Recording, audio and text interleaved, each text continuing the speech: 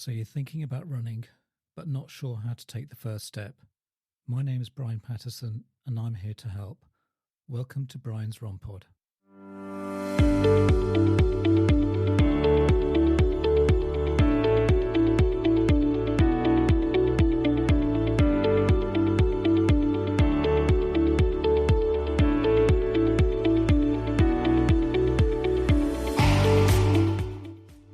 Well, welcome back to Brian's ROMpod, and it's me, Brian Patterson, your host for this week's episode.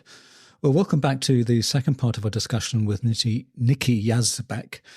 So yoga and running might not seem like an unlikely pair, but when integrated, they can significantly enhance your performance, flexibility, and mental resilience. In this episode, we explore how various yoga techniques can elevate your running game, prevent injuries, and offer a holistic approach to physical and mental well-being. We delve into the different yoga styles such as Ashtanga, hot yoga, and aerial yoga, each offering unique benefits for runners. If you haven't listened to the first part of our discussion, which was on the previous week, then please do. But I do hope you enjoy this episode as much as I did. So what's the difference between Ashtanga yoga? So Ashtanga yoga is similar to vinyasa flow in that it's constantly moving, but it is a sequence of patterns that was developed by Patabi Joyce. And so it's a 90-minute practice, which, yoga used to start. Yoga, back when I started yoga, all classes were 90 minutes. Now that's not feasible. Now they're, 60, 45 minutes. So an Ashtanga class, a typical Ashtanga class, there's 3 series. And so it's like beginner, intermediate, and advanced. Somebody's going to be in that beginner series for years and years and years. And it's a sequence of movements within a 90-minute time frame. So every single teacher is the same, every single class. And typically it's not led. So you need to know the sequence. You go in, you kind of learn the sequence, but the teacher isn't over there leading the class, calling out what's next. Okay. And so it is the same from class to class. All right. Okay. What's the one where it's like a heated room?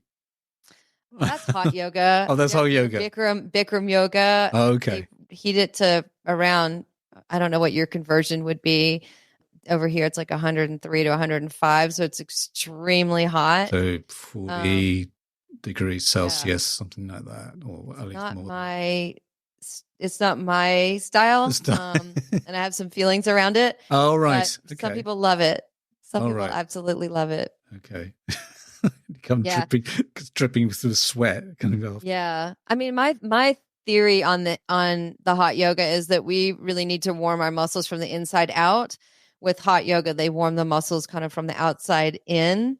And so you are more flexible because of the heat, but I feel like it could make you a little bit more prone to injury. And some people do it because they think that they're going to detox.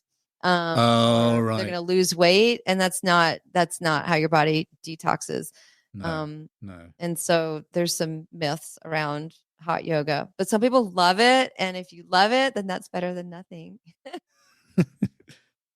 On that detox thing, I knew a guy who would wear a sweatsuit and go into a sauna and thought that was the best way of losing weight, but there's yeah, and then you go drink a glass of water. Yeah, that's right yeah. But the other thing, we said in the introduction, is did aerial yoga. What's that in? What does that involve? Aerial yoga is so much fun. So aerial yoga is a piece of fabric that is hung from the ceiling, and it's in a U shape. And so it's a little bit acrobatic. It's incredible for strength building and core. Of course, yeah. And it's a lot of fun. It can also be really restorative and really relaxing. So you can get into yoga positions with the support of the fabric. And it's just probably a marketing mechanism.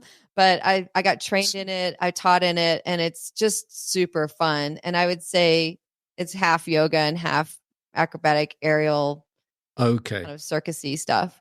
So it's a U shape which is hung from the ceiling like a fabric.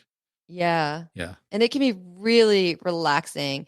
And it is possible to teach like a full yoga class using the fabric and using the breath. And so it's just fun and novel and something new and different. And definitely you'll feel different muscles that you haven't felt in a really long time. I was shocked at how much upper body strength I needed and core.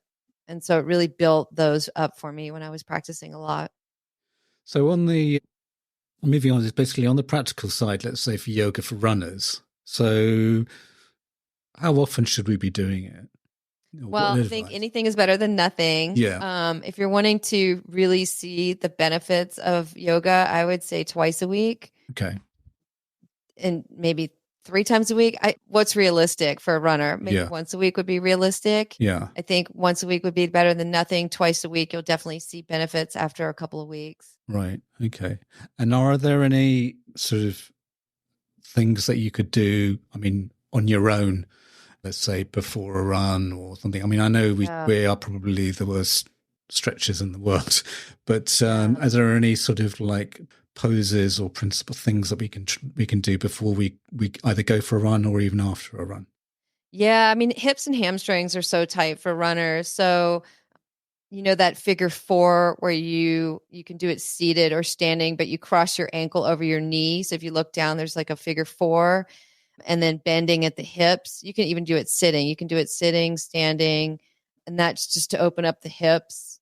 Or even sitting on the ground with one ankle in front of the other and like leaning forward. You're going to get some hip stretches there. Working your hamstrings, doing a wide-legged forward fold, a forward fold. A lot of times runners and men or people that are really tight or athletes have a really hard time with hamstrings, and hamstrings are really stubborn. Yeah. And so I recommend that you bend your knees a lot, because if you just do a forward fold and you're really tight, you're going to take it in your lower back, and you never want to feel pain in yoga, especially back pain. That's just telling you that that's not the right movement. Yeah. But if you were to do a forward fold and bend your knees, you're still going to get that hamstring stretch. So when you talk about a forward fold, what do you mean? Do you mean So if you're standing up straight, and then you just hinge forward at the hips, and you get your head moving towards the ground, that would be a forward fold. Okay. So you could do that with your knees bent a lot. Yeah. And then if you think about just really pressing your feet down in the ground, like really trying to imprint your feet down on the ground. Yeah. When you do that, shoes on, shoes off, doesn't matter. Yeah. That's going to even heighten that and engage the muscles in a different way. And then as you start to feel that stretch, you can slowly begin to straighten your legs. But again, you don't want to take that in your lower back.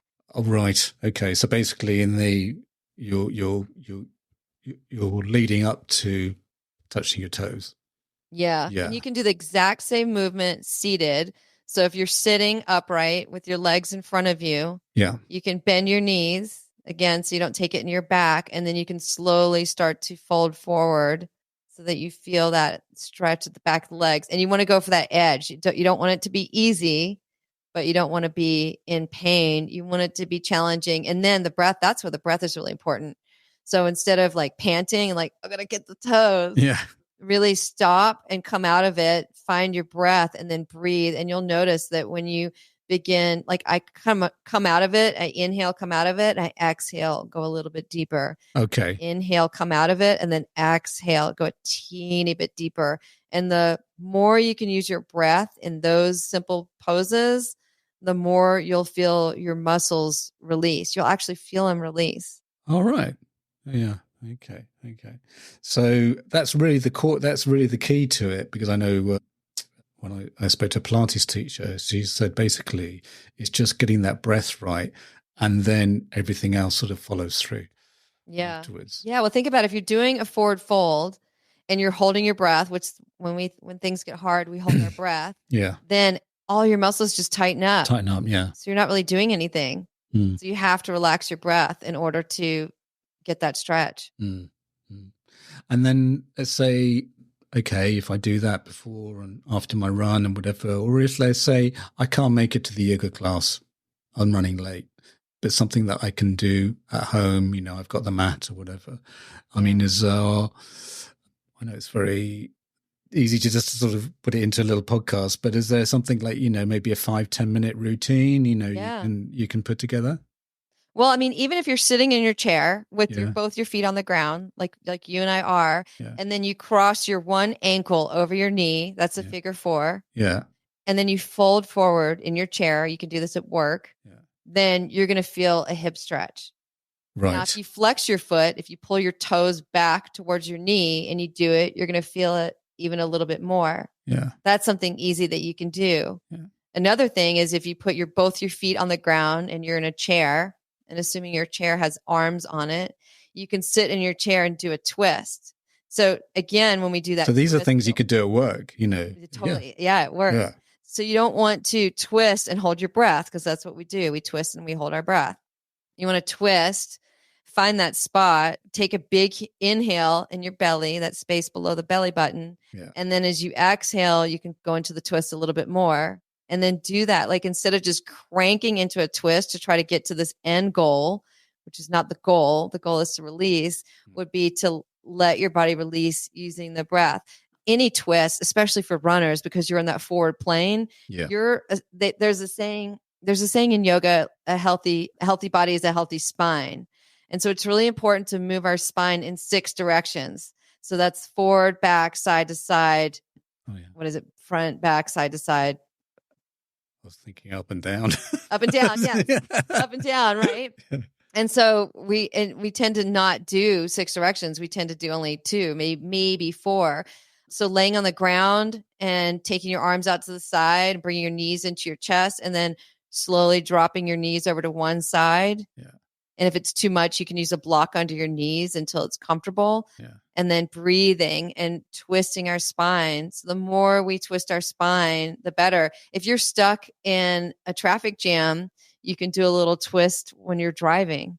Yes. Yeah. So it's just little tiny things. And this is the beauty of yoga, is that it's not like when you go to a gym, there's like 15,000 pieces of equipment, you can go on that that you paid for to go on, something like that. Yeah. But it's something that you can do every day, or not, at any moment. Yeah.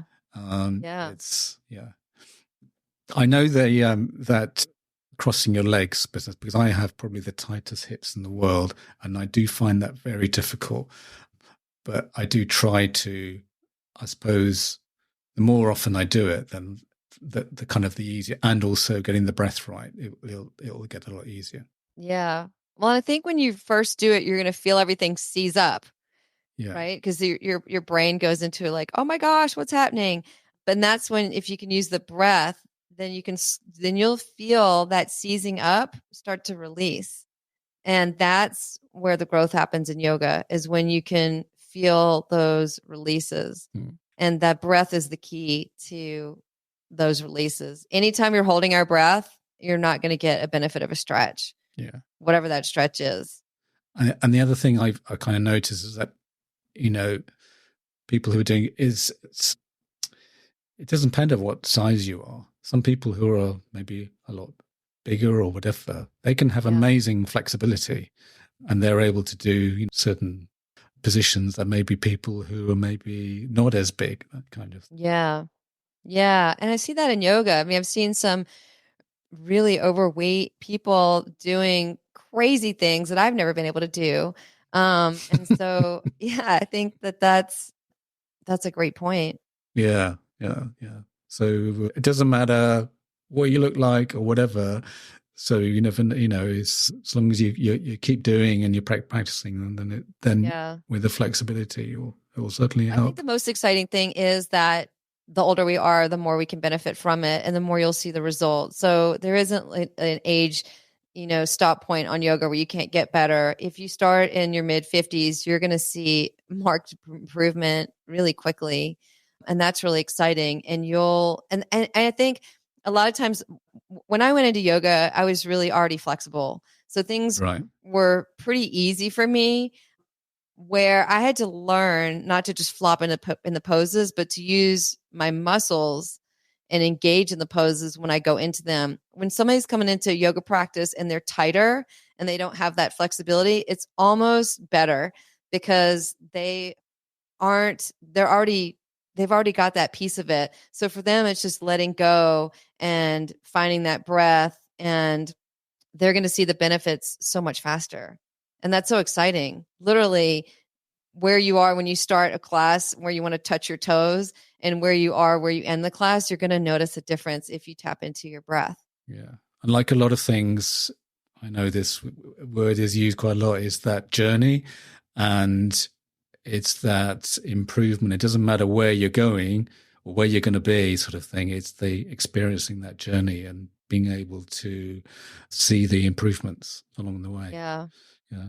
And then also, how are we talking to ourselves? So when we're in this class, if it is challenging and things are sore and things are tight, are we being kind to ourselves? Are we judging ourselves? Do we have some grace with ourselves? Are we able to tap in the breath? Are our thoughts going 100 miles an hour? This is really the benefit of yoga, is to give us a glimpse of what's going on in our monkey mind, and to take an opportunity to slow those down, and to notice if we are comparing ourselves to others, or if we're being really critical of ourselves, or if we need to give ourselves a little bit more grace. Yeah, I mean, you pretty much preempted my next question, was that in the world of where, mental health has come to the forefront of the conversation and health conversation, this is an excellent exercise, or excellent discipline, where you really are able to sort of take stock of yourself and be kind of reevaluate yourself. Do you agree with that? Yeah. I mean, there's been so many studies about breath work, and anytime we tap into our breath, it calms our nervous system down. So by doing yoga and tapping into that breath, then it's going to be a stress reliever. We're going to be able to release some anxiety from our day and some tension from our body. And it can help with insomnia and sleep disturbances and things like that, because we're calming our nervous system down just by our breath, which is super, super powerful.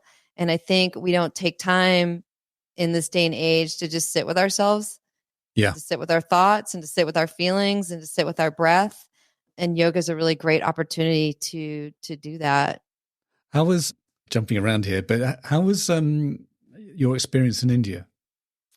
Oh gosh. Interesting. I went to India. I spent many, many months studying yoga in India, and I was 32, 33 when I went. So I was a little bit younger. Yeah. What I found in the Ashtanga world was really interesting. First of all, there's about 100 people in a class, and the class goes multiple times a day. So there's a couple of sessions with Patabi Joyce. It was smaller with Sharat, his grandson. Yeah. And Ashtanga is a very type A yoga. And so there was a lot of ego in there. There was a lot of competitiveness, and it was really fascinating. People were getting injured a lot because they were pushing themselves too hard. I studied under a couple of different teachers there. I studied Iyengar yoga, which is slow and it uses props. I studied under a Hatha teacher there, and then I studied Ashtanga, and all of those experiences were vastly different. But the ego that popped up in the Ashtanga world was really fascinating. And was this students from different parts of the world? All over the world. Yeah. Do you think it was that, or did you find, were they, because they're in this so-called, I don't know, this space, which was, they were there to learn, but I don't know, maybe like you said, their egos kind of got the better of them. Yeah, I think, there's this whole, I'm studying, this is a great master in India. So there's this whole, I'm studying. Yeah, showing off. Yeah. And there's, but I didn't find that in the other styles. There was a Iyengar teacher that was really amazing that I was studying under over there. And I really dove into Iyengar and started to understand it. And that's a one that uses props, straps, blankets, blocks, chairs. Yeah. And it was incredibly challenging, but I learned so much from that. And there was a lot less ego in that style. So it's interesting. But I find that too. I belong to Lifetime Fitness here, and it's a huge gym, and I've gone to classes there, and depending on the style, you're going to jive with some of the students and some of the teachers. Everyone's going to have their different personalities that they bring to it. And some are more breath focused, some are more goal oriented, some are more like, we're just going to sweat and move and we're going to kill you and you're going to have a crazy workout. And yeah, I'm not here to judge. I think it's whatever you resonate with and that feels good. Either way, you're getting into your body, you're moving your body in different ways, and hopefully eventually exploring the breath in the movement. And did you feel that it made you a better teacher? I loved my experience in India. I loved really diving deep into 3 different styles, and not just a little bit, but really, really deeply, hours and hours and hours. I would practice for months at a time. And so I really enjoyed diving head on into these different practices and learning what they were about, and from some of these masters and some of these teachers. And I think every teacher I learned so much from. I think everybody's got something to offer that's completely different. Their focus and what they paid attention to in their practices were so different. Right. So it was definitely a journey that you felt it was well spent, sort of. Yeah. But I think here's the thing. A lot of yoga teachers end up going to India because they want to study with the masters. And I actually think that there's really amazing people over here, teachers, here, and that we don't need to travel all the way over the ocean to get that. There's tons of good teachers here, and I think as a Westerner, we want the theory sometimes with it as well. And we're going to get more of that from Western teachers than we are from ones across the ocean. Yes, yeah. Do you have any sort of success stories of people who've come to your class who are complete novices? I mean, I love working with beginners. I love working with triathletes and marathon runners and athletes as well. But it's really rewarding for me to see somebody that can't come and touch their toes, and then they're super excited where 3-4 months down the road, they can actually touch their toes for the first time. Or people that are just not a stereotype, where they come into a class and they're really stiff and they can't move. And then they really get the benefits of, wow, I feel so good. I didn't know I could feel so good in my body. And so I get that feedback all the time that people feel really good in their body. And they get really in touch with their bodies. I've had marathon runners come and they've improved their time. The intense athletes are the trickiest to work with because they're so tight and they're so bound up in their body. And so I just love working with like all the different ranges, but with beginners, you can see it the most. You can see like the joy where they're discovering their body and how they can move and how they can feel and how it makes them feel so different. And then also those athletes where they come in and they've been really good at everything their whole life, and they come into yoga and they really struggle, but really like it and really feeling their body in a different way, and learning to let go of that ego and to be in the flow of the practice. It's just been really beautiful to watch. Yeah. And also, do you see kind of the confidence people, who maybe were either a little timid or a little not that confident, and then how that kind of grows, as the more they do the exercise? Yeah. I mean, yes, I used to teach this huge class, and I would focus on those warrior poses. And those warrior poses are those standing poses. And it's about standing with strength and power and courage and conviction, and not just standing in this lazy stance, but like shooting energy out of your arms and really stepping into the ground. And so I feel like, especially women, seeing them stand with a little bit more confidence. And we do all these heart openings and these chest openings and just stand a little bit taller and a little bit prouder and in their body and confident.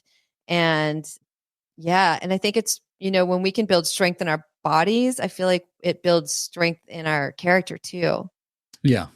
Yeah. I think with that, they're kind of like symbiosis, the symbiotic sort of thing. It's very different. I know that all my life, health has been quite an important thing to me. And I know that if I don't do some form of exercise a week or a couple of weeks, then I think you feel you become more closed in and kind of maybe become negative.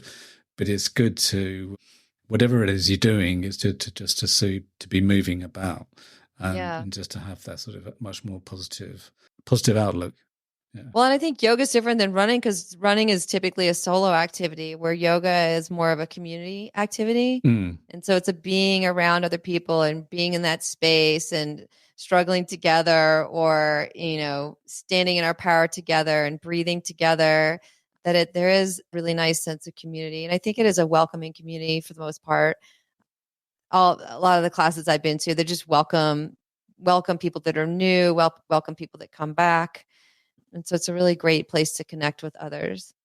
What do you think of the misconceptions about sort of yoga and, what do people find that, oh, I thought he was like this, but it's not?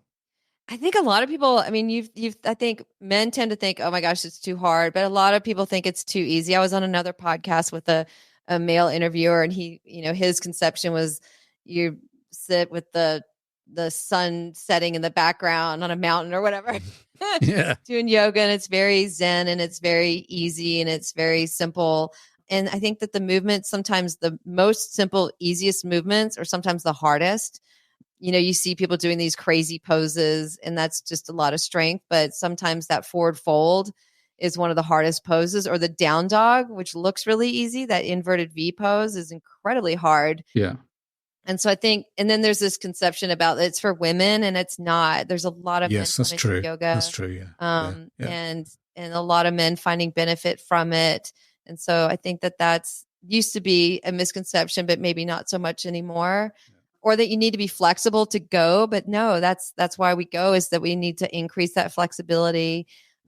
And also that weakness about, it's a weakness to use props where it's not. It's about having really good alignment and feeling good in your body. And it's not about, that's not a crutch to use a prop. It's a strength. Well, you people who go into the gym use props. One could argue even props are, weight training or whatever. Then yeah, they are using props. And do you feel that over the time that you've been teaching or practicing yoga, has the popularity increased?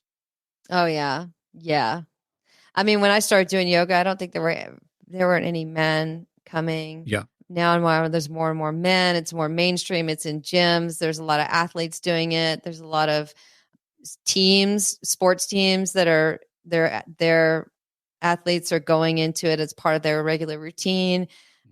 I think that, I think the hardest hurdle is really just going into that first class, just knowing it's going to be out of your comfort zone. It's going to be something that's out of your box.